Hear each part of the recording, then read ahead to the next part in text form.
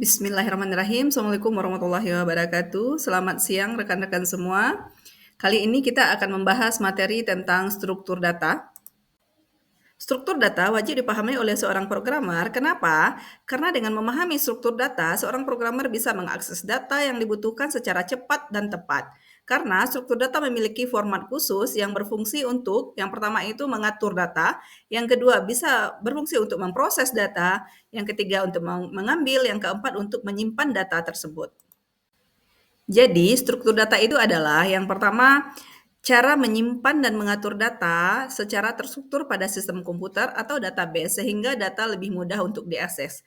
Kalau kita lihat secara teknik, data itu disimpan dalam bentuk angka, huruf, simbol, dan lainnya yang diletakkan dalam kolom-kolom atau susunan-susunan tertentu. Dua istilah dalam penyusunan data. Yang pertama itu node. Node merupakan elemen yang berada pada struktur data. Setiap node mengandung pointer ke node berikutnya. Yang kedua itu indeks. Indeks merupakan objek pada sistem database yang dapat mempercepat proses pencarian data. Struktur data juga bisa digunakan untuk mengolah database, melakukan kompres file, hingga mengolah data lainnya.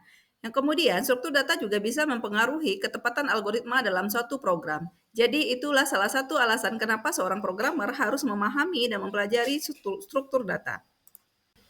Setelah kita membahas definisi dari struktur data, di mana definisi struktur data itu adalah bagaimana kita mengorganisasikan, menyusun, dan menyimpan data di dalam memori komputer sehingga data itu bisa kita ambil secara efektif dan efisien. Nah, sekarang kita lanjut kepada jenis-jenis dari struktur data itu sendiri. Struktur data pertama yaitu array. Array adalah suatu struktur data yang digunakan untuk menyimpan sejumlah elemen data dengan tipe data yang sama.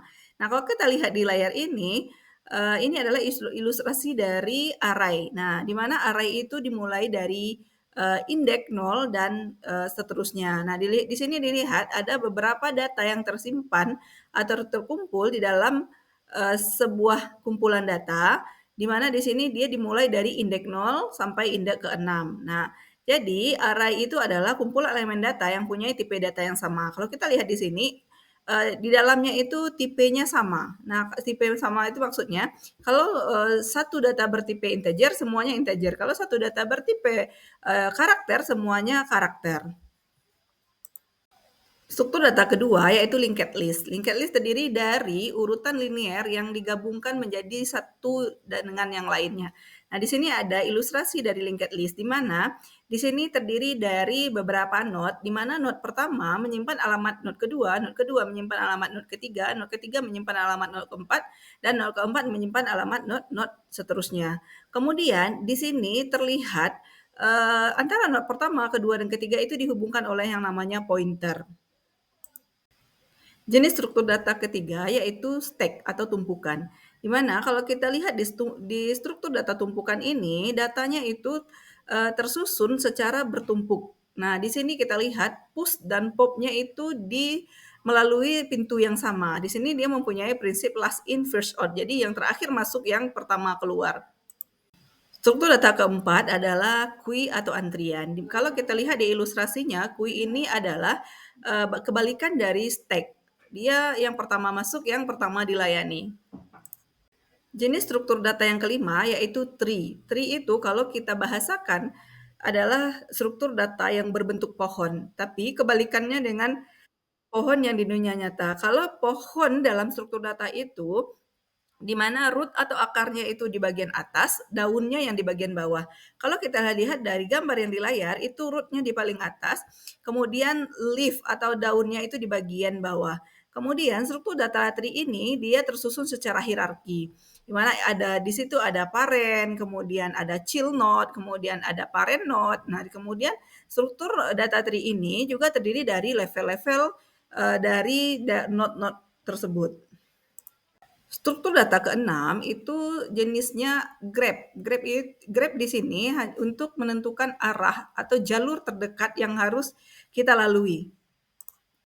Jenis struktur data yang ketujuh yaitu hash table. Di mana hash table ini adalah struktur data yang menyimpan data secara asosiatif menggunakan fungsi hash untuk menghitung indeks dalam sebuah array. Oke, baik, materi tentang konsep struktur data kita anggap sudah selesai, di mana tadi kita sudah membahas definisi dari struktur data, manfaat struktur data, kemudian, kenapa seorang programmer itu harus memahami yang namanya struktur data. Untuk lebih lanjutnya, jenis-jenis dari struktur data itu akan kita bahas lebih lanjut dan lebih mendalam, itu langsung kita praktekkan dan atau implementasikan ke sebuah kode program, di pertemuan-pertemuan berikutnya. Untuk hari ini, terima kasih, semoga bermanfaat. Assalamualaikum warahmatullahi wabarakatuh.